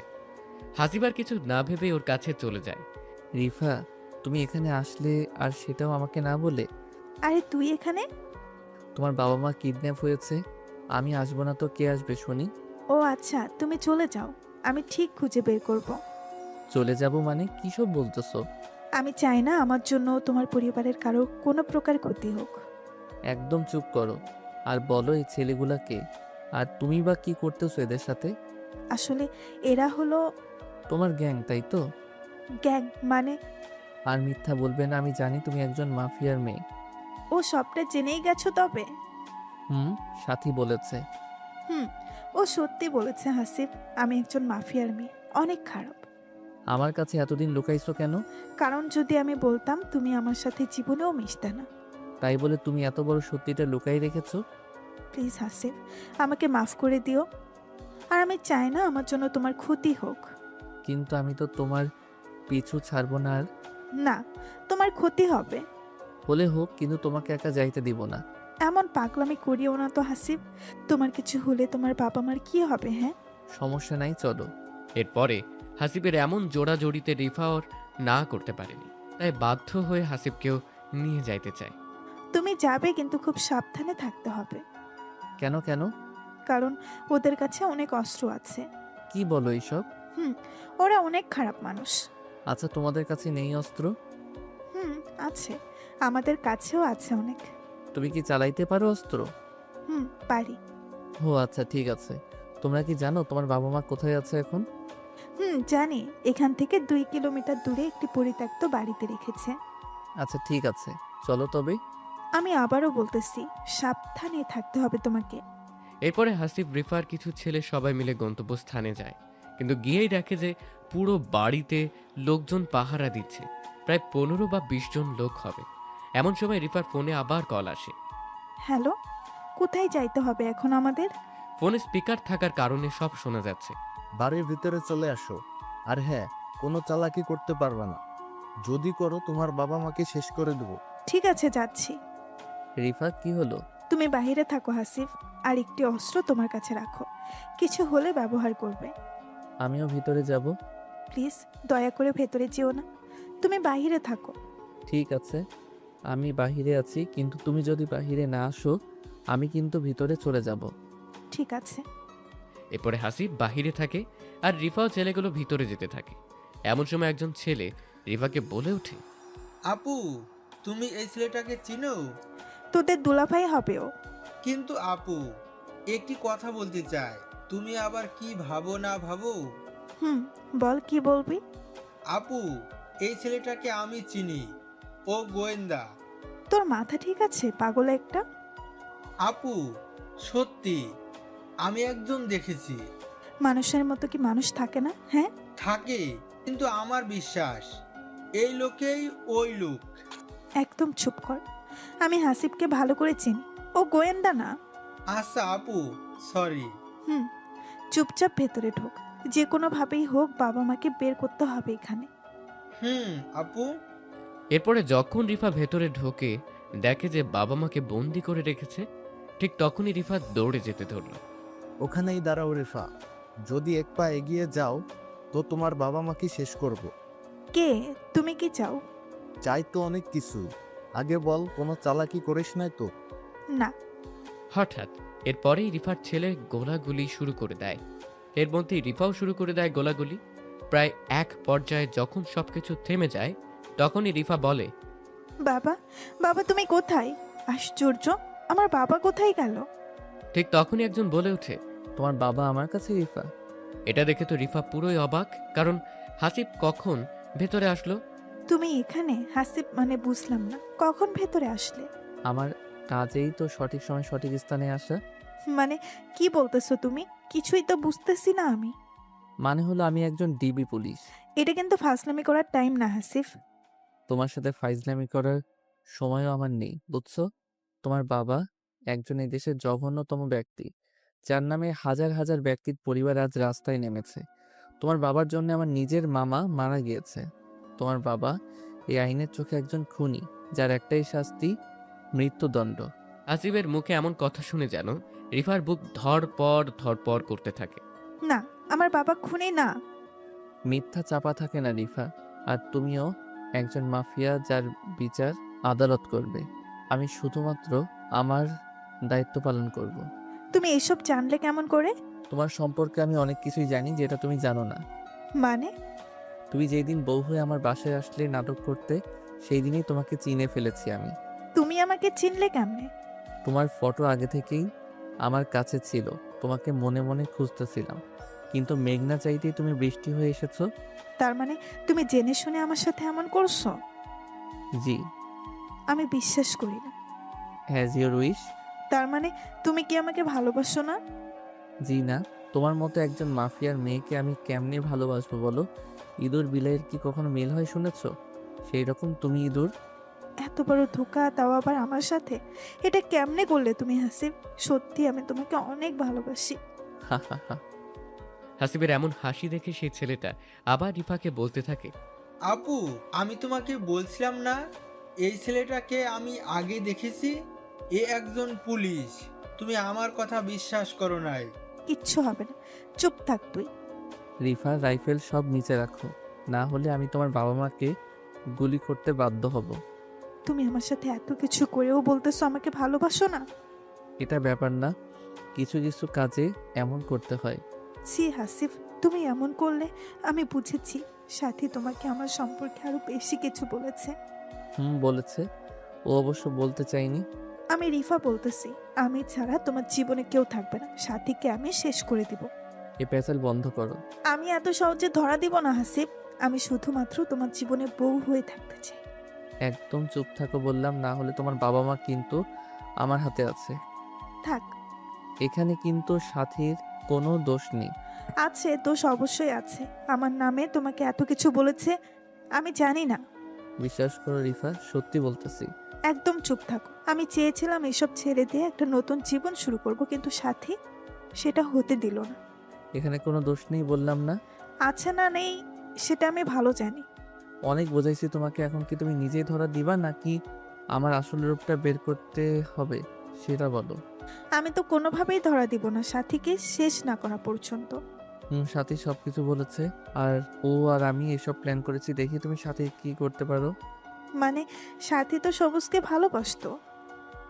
বাসতো, কিন্তু ওকে সবুজ ধোকা দিয়েছে, আর সাথীও নিজের ভুলটা বুঝতে পেরেছে। কখন এসব ঘটলো? যাই হোক, বলি তবে সবাইকে। আপনারা তো জানেন সাথীর বোন হিয়া আর হাসিব একদিন রাতে ছাদে বসে কথা বলছিল।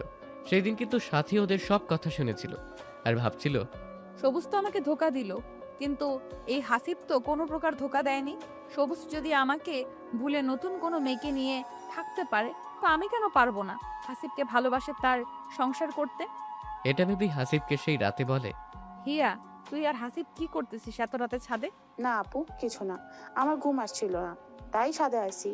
কিন্তু একটু পরে দুলাভাইও আসলো তাই গল্প করতেছি। ও আচ্ছা, হাসিব রুমে চলো তো, কথা আছে। অনেকে বলতে পারেন ভাই সেদিনের রাতের সব কাহিনী কি মিথ্যে ছিল? ভাই, মিথ্যে ছিল। তো সাথীর কথা মতো হাসিবও পিছে পিছে আসে হাসিবের রুমে। সাথী বলো কি বলবা? সরি, আমাকে মাফ করে দিও। আমি আমার ভুল বুঝতে পেরেছি। আমি ভুল মানুষকে ভালোবেসেছিলাম। তোমাকে অনেক কষ্ট দিয়েছি, অপমান করেছি। এটা বলেই পা ধরে কান্না করতে থাকে সাথী। তোমার ভুল বুঝতে পেরেছো, এটাই অনেক। তবে তোমাকে তখন মাফ করব যখন আমার কথার উত্তর দিবা সত্যি সত্যি। বলো কি কথা? রিফা একজন মাফিয়া, ওর বাবা মাও মাফিয়া। কিন্তু তুমি চিনো কেমনে? একসাথেই পড়াশোনা করেছি, ও আমার বান্ধবী হয়। তুমি কি জানতেও মাফিয়া? একটু একটু জানতাম, কিন্তু আমার সাথে ভালো সম্পর্ক ছিল। তুমি জানো আমি একটি অফিসে চাকরি করি, কিন্তু আমি একজন ডিবি পুলিশ। কি বলো তুমি এসব? যা বলছি সব সত্যি। এখন তোমাকে যা বলতেছি বাসায় গিয়ে ঠিক এমন এমন কাজ করবা, রিফাকে বুঝতেই দিবা না। কিন্তু কোনো কিন্তু না, ওদের জন্যে অনেক মানুষের জীবন চলে যাচ্ছে। সো ওর বাবা মাকে ধরার জন্যে সাহায্য করো, তবে তোমাকে ক্ষমা করব আমি। হাসিবের মুখে এমন কথা শুনে সাথী উপায় হয়ে রাজি হয়ে যায়। ঠিক আছে। তুমি জানোই না সাথী, ও কত ডেঞ্জারাস, বুঝছো? আচ্ছা, তুমি যেটা ভালো বুঝো। হাসিবের কথা শেষ হতে না হতেই রিফা বলতে থাকে, ও আচ্ছা, এই কাহিনী। এটা সত্যি হাসিব, তুমি আমার না হলে আমি তোমার জীবনে কাউকে রাখবো না। এইসব জেলে গিয়ে ভাবিও, অনেক সময় পাবে। কথাটি শেষ হতে না হতেই রিফা আবার গোলাগুলি শুরু করে দেয়, কিন্তু সেটা কারোর উপরে না।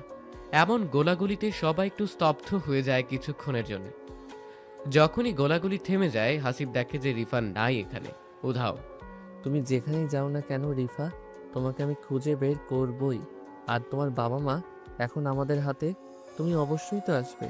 এসব বলেই হাসিব রিফার বাবা মাকে থানায় নিয়ে যায়। তো সেখানে রেখে সোজা বাসায় আসে হাসিব। কি হলো, ধরতে পারলে তুমি? না সাথী, ও পালিয়ে গিয়েছে, কিন্তু ওর বাবা মা আমাদের আয়ত্তে আছে। তুমি হয়তো জানো না, রিফা খুব ভালোবাসে ওর বাবা মাকে। এখন কেমনে ধরবো এটাই ভাবতেছি। চিন্তা করিও না, দেখবে ও কোনো না কোনো একটি ভুল করবেই, আর সেই সময় তুমি ধরে ফেলবে। আমি খুব ক্লান্ত, ফ্রেশ হয়ে আসতেছি, তুমি একটু খাবার নিয়ে আসো। হাসিবের এই কথাটি শেষ হতে না হতেই হাসিবের বাবা এসে উপস্থিত। হাসিব, বৌমাকে খুঁজে পেলি নাকি থানায় যেতে হবে আমাদের? বাবা, তোমাকে আগেও বলেছি না, ও তোমাদের বউ না, ও একজন মাফিয়া। আমার সাথে মজা করিস তাই না? তোমার সাথে মজা করতে যাব কেন শুনি? তাহলে বাজে কথা বলতেছিস? শোনো তবে কাহিনী। এরপরে প্রথম থেকে শুরু করে হাসিব সবকিছু বলতে থাকে বাবাকে। আর হাসিবের বাবা এটা শোনার পরে তো অবাক। এত কিছু হয়ে গেল, আমাকে একটা কথাও জানাইলি না? তুমি তো আমার কথা বিশ্বাস করতেছো না। এত ডেঞ্জার মেয়ে রেফা, দেখলে তো সাদাসিধাই মনে হয়, আর ওর ভেতরে ভেতরে এত কিছু। বাবা।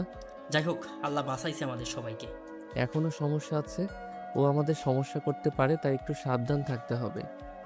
ঠিক আছে রে বাবা। আচ্ছা, আমি আসি এখন। ঠিক আছে বাবা। তুমি ফ্রেশ হয়ে রুমে আসো, আমি খাবার নিয়ে আসতেছি রুমে। ঠিক আছে বউ। এরপরে হাসিব ফ্রেশ হয়ে 5 বা 7 মিনিট পরে রুমে আসে। রুমে আসতে না আসতেই সাথী বলে, এই যে মহারাজ, আপনার খাবার হাজির, এখন খেয়ে নেন। আসো, তুমিও আসো। আমি খাইছি একটু আগে, তুমি খাও, আমি বসে আছি। ঠিক এই সময় কারেন্ট নাই, চলে গেল। এটা কোনো কথা হলো? সাথী খাইতে বসলাম, কারেন্ট গেল গা। হাত পাখা তো আছে, সমস্যা কি? আমি বাতাস করতেছি, তুমি খাও। তখনই হাসিব আবার একটি গান বলতে থাকে। তোমার হাত পাখার বাতাসে প্রাণ জড়িয়ে আসে, আরো কিছু সময় তুমি থাকো আমার পাশে, তোমার হাত পাখার বাতাসে। ওই থামবে তুমি? শুনবে তো, সবাই বাসায় আছে। শুনলে তাতে কি? যা, আমার লজ্জা করে না বুঝি? ও লে আমার লজ্জাবতী বউ। তোমার এই তো আমি। ওই এখন খাও তো তুমি। আচ্ছা, খাচ্ছি। এরপরে হাসিব খাইতে থাকে, অন্যদিকে সাথী হাত পাখা দিয়ে বাতাস করতে থাকে। জানো সাথী, আজ অনেক ভাত খাইলাম। তাই বুঝি? তোমার হাত পাখার বাতাস যেন আমার প্রাণ ছুঁয়ে দিল, তাই আজ একটু বেশি খেয়ে ফেলেছি। আচ্ছা, প্রতিদিন এমন করে হাত পাখা দিয়ে বাতাস করব আর তুমি খাবে। ঠিক সেই সময় আবার কারেন্টটা চলে আসলো। কারেন্ট আসার আর সময় পেল না। আর 1 ঘন্টা পরে আসলে কি এমন হতো? আচ্ছা, ফ্যান বন্ধ করে তোমাকে বাতাস করি। আরে না, আমার বউকে আমি কষ্ট দিব না। এরপরে হাসিব খাওয়া দাওয়া শেষ করে একটু কাজের জন্য বাহিরে যায়। কাজ শেষ করে প্রায় 2 বা 3 ঘন্টা পরে আবার বাসায় আসে। এসেই দেখে যে সাথী গোসল করে এসে চুল শুকাচ্ছে ব্যালকনিতে। তো হাসিব কিচ্ছু না বলে সোজা পেছন থেকে গিয়ে জড়িয়ে ধরে সাথীকে। এই কে? কে আবার তোমার জামাই? কে এমন করে কেউ জড়িয়ে ধরে পেছন থেকে এসে? আমি ভয় পাইছি। এবার ভালোবাসা দিয়ে ভয় দূর করে দিব তোমার, সোনা আমার। তাই বুঝি গো, দেখি কি করো। আচ্ছা দেখো তবে। এটা বলে হাসিব সাথীর ভেজা চুলগুলো সরিয়ে ঘাড়ে কিস করে। কিস করার সাথে সাথেই যেন সাথীর শরীরটা একটু কম্পন দিয়ে উঠল। আবার গলায় কিস করতে থাকে। এই কি করছো? ভালোবাসা দিতেছি, জানো সাথী, তোমার এই চুলের ঘ্রাণ আমাকে পাগল করে ফেলে। ও বাবা, তাই বুঝি। বউ। এটা বলেই সাথীকে একটি টান দিয়ে নিজের দিকে ঘুরিয়ে নেয়। এই হাসিব, আমার কিন্তু লজ্জা লাগতেছে। স্বামীর কাছে কিসের লজ্জা শুনি? তুমি অনেক রোমান্টিক গো জামাই আমার। তাই নাকি? হুম। আচ্ছা, আরো রোমান্টিক হই তবে। এটা বলেই সাথী ঠোঁট দুটি নিজের ঠোঁটের কাছে নিয়ে আসে। আসতেই দুজনের নাক দুটি একসাথে হয়। তো হাসিব করে কি, হে নিজের নাক দিয়ে সাথীর নাকে স্পর্শ করে বলে, তোমার নাকটি অনেক সুন্দর গো। যা দুষ্টু কোথাকার। অনেক। এটা বলেই সাথীর ঠোঁটের সাথে নিজের ঠোঁট এক করে দেয়। প্রায় 2 বা 3 মিনিট কিস করার পরে হাসিব করে কি, সাথীর ঠোঁটে একটু কামড় দেয়। ওই আমি কষ্ট পাই, তুমি কামড় দাও কেন শুনি? খুব ভালো লাগে আমার তাই। কামড় দিও না গো সোনা জামাই আমার। আচ্ছা ঠিক আছে, এটা বলে যখনই সাথীর প্রতি একটু হাত দেই। পেটে হাত দিতেই ফোনটি বেজে ওঠে আর ফোনের ওপাশ থেকে বলতে থাকে, স্যার একটা খুশির খবর আছে। হাসিব মনে মনে ভাবতে থাকে বর্তমান যে সুখের অবস্থায় আছি, আবার নাকি খুশির খবর। কি এমন খুশির খবর হলো শুনি? স্যার রিফা যখন পালানোর জন্য যে সিএনজিতে উঠেছিল সেই সিএনজি অ্যাক্সিডেন্ট করেছে। কথাটা শোনার সাথে সাথেই হাসিবের বুকটা যেন কেঁপে উঠল। বলো কি, রিফা ঠিক আছে তো? রিফার অবস্থা খুবই খারাপ স্যার, আমরা ওকে রংপুর মেডিকেল হাসপাতালে ভর্তি করিয়েছি, কিন্তু ও শুধুমাত্র আপনাকে চাইতেছে। বলো কি? যত তাড়াতাড়ি পারেন আপনি আসেন, আমি অপেক্ষায় আছি। ঠিক আছে, তুমি ওখানেই থাকো, আমি যাচ্ছি এক্ষুনি। কি হয়েছে হাসিব, তোমাকে চিন্তিত দেখাচ্ছে কেন? রিফার গাড়ি অ্যাক্সিডেন্ট করেছে, এখন হাসপাতালে ভর্তি আছে, না বাঁচা অবস্থা। ওখানে এখন যাইতে হবে। আমিও যাব তোমার সাথে, আমাকে নিয়ে চলো। কিন্তু কোনো কিন্তু না, চলো আমাকে নিয়ে। এরপরে হাসিব সাথীকে নিয়ে সোজা হাসপাতালে চলে আসে। কিছুক্ষণের মধ্যে এসে দেখতে পায় যে রিফা একটি বেডে চিকিৎসাধীন অবস্থায় শুয়ে আছে। তো হাসিবকে আর সাথীকে দেখতেই উঠতে চেষ্টা করে। ওখানে শুয়ে থাকো, আমি যাচ্ছি তোমার কাছে।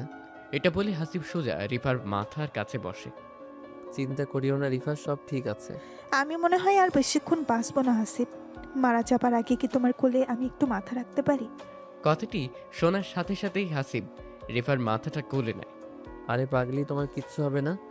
না হাসিব, আমার সময় বেশি নেই।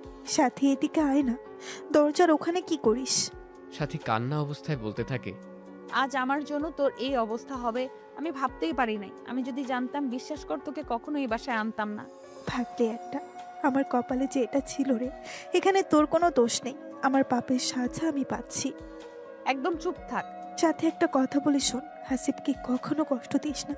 জানিস হাসিবের বাবা মা অনেক ভালো। তোরা যখন বিয়ের পিড়িতে গেলি ঘুরতে তোমাদের বাসায়, তখন জানিস আমাকে এত আদর করেছে যা আমি আমার বাবা মার কাছে কখনো পাইনি। তাই ভেবেছিলাম তোর ডিভোর্স হলে আমি হাসিবকে বিয়ে করব, আমার আগের সব অতীত ভুলে নতুন করে বাঁচবো। তাই আমি এসব করেছি রে। আমার ব্যবহারে কষ্ট পাইলে মাফ করে দিস, আর কথাতে হাসিবকে কখনো কষ্ট দিবি না। জানিস আল্লাহ আমার কপালে এই সুখ রাখেনি।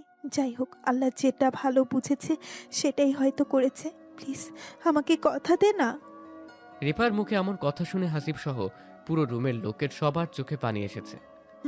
আমি তোকে কথা দিলাম কখনো হাসিবকে কষ্ট দিব না, সব সময় অনেক ভালোবাসবো। এখন ঠিক আছে হাসিব, তুমিও কথা দাও, কখনো সাথীকে কষ্ট দিবে না। কথা দিলাম। ও হ্যাঁ, আরেকটি কথা, আমার বাবা মা তো জেলে, ওদের একটু দেখে রাখিও প্লিজ। ওদের অনেক বয়স হয়েছে, জানি ওরা অনেক খারাপ কাজ করেছে, কিন্তু তবুও একটু দেখে রাখিও। হাসি। হাসিবের নাম বলা শেষ হতে না হতেই রিফা তার নিঃশ্বাস ত্যাগ করে।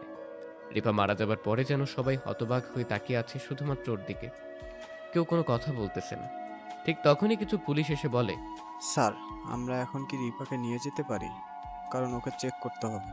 তার কোনো দরকার নেই, আমি ওকে আমাদের নিজস্ব কবরস্থানে মাটি দিব। কিন্তু স্যার। কোনো কিন্তু নেই। এরপর হাসিব রিফাকে বাসায় নিয়ে আসে। লোকজন জড়ো করে গোসল দিয়ে সুন্দরভাবে নিজের কবরস্থানে মাটি দিয়ে আসে। কেন জানি মাটি দিয়ে আসার পরে থেকেই হাসিবের মন সবসময় খারাপ থাকে।